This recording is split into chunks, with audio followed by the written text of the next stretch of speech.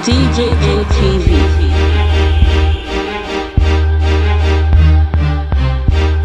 Country people, una welcome to DJM TV weekly news update for Pidgin English. Me wan like this week na una country brother Stanley Okocha. I beg my brother, my sister, if this one are the first time when you take dey watch our ogbonge news like this, I beg make you subscribe to our YouTube channel wey be DJM TV.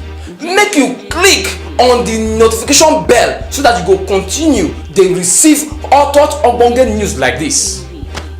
Our first news for today na be the one when it concern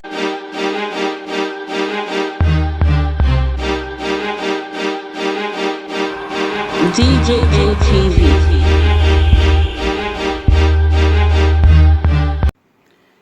Good day, ladies and gentlemen. Good day, my brothers and sisters, my mummies and my daddies over there.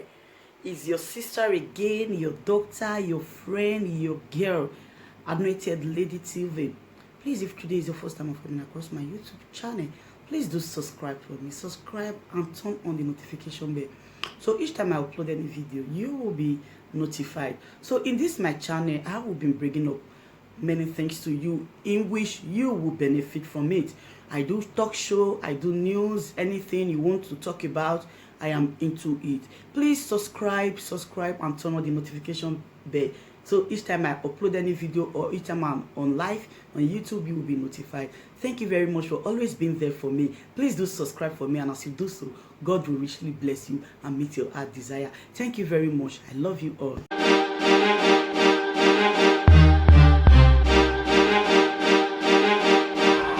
DJA TV.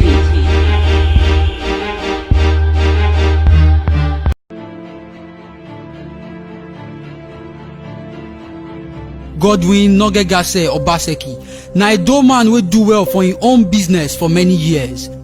For the year 2007, Godwin put body and he gather money to support the plan of him close friend, Comrade Adams Oshomole, to make Edo better well.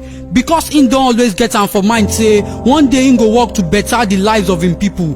Godwin join Comrade government, and na like this the two of them start the ogbonge work. Make I tell you, as economic team chairman, Godwin using knowledge raise money for the government to take do better projects. One of them na the red roof matter. It too go well. Comrade sef talk am say na Godwin be the brain wey dey behind the success of him government, and he no collect shishi. Comrade talk am so say na all of us come sabi the story. Everything we have done, Godwin had hand. He has been part of the tradition. He knows the vision. He knows the mission. He knows the target. He knows where we are. He knows the challenges, and he knows how to overcome them. To deliver all that he has promised, he will do.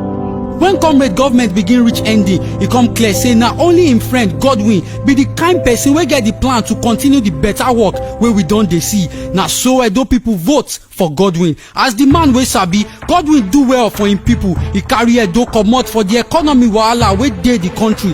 Godwin sign plenty agreements between companies dem and Edo government wey don make am do pass 2,000 projects inside 4 years. Some people begin call Godwin digital governor. Other people begin call am wake and see.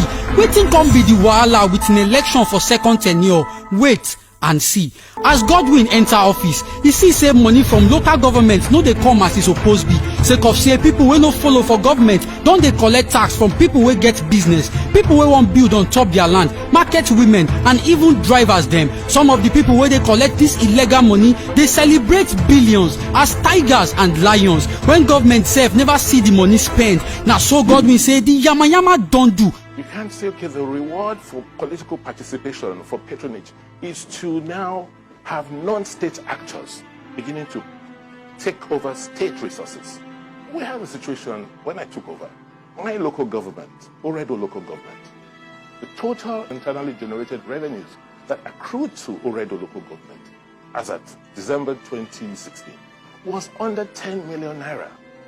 Today, with that same local government, because of the restructuring, and almost 100 million naira a month. We have said no to thuggery and thugs ruling us. Godwin carry scratch card and POS come make if e be say nobody dey rob Edo people. The people wey first dey collect this illegal money no see am collect again. But again, these people get people wey dey support them. Some na politicians, others na politicians friend. Some of these politicians go poison the mind of Godwin friend wey be APC national chairman. That time now we come see say comrade come dey carry himself above the government and the party for the state. Now like this na the wahala take start. After House of Assembly election, they begin plan to impeach the governor, but Godwin sabi the law and he use am well to scatter their plans to dabaru in government. Godwin do well for him first term. Him projects dey everywhere we dey see them. Him come talk say make him do second term, make if he still do plenty better things for him people them. But these men them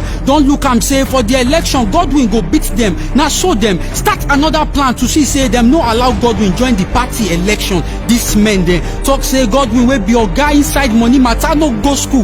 These men them begin dey lie for newspapers, television and other media. These men them think say them don't win, but after plenty talk, PDP give their support to Godwin. Godwin no rega say Obaseki. Now Edo man we don't carry Edo people matter for head. I believe say you know. In plan na to see say we get the better life we deserve today, tomorrow and the years we follow. Now we in government could they serve, no be godfathers. We be saying our money them just won't swallow. Godwin don't carry our matter for head. Godwin don't they fight for our right. Time don't reach to join them.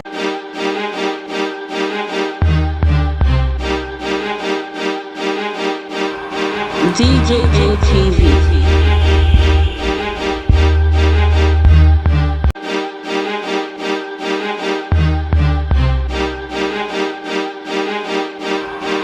DJJTV.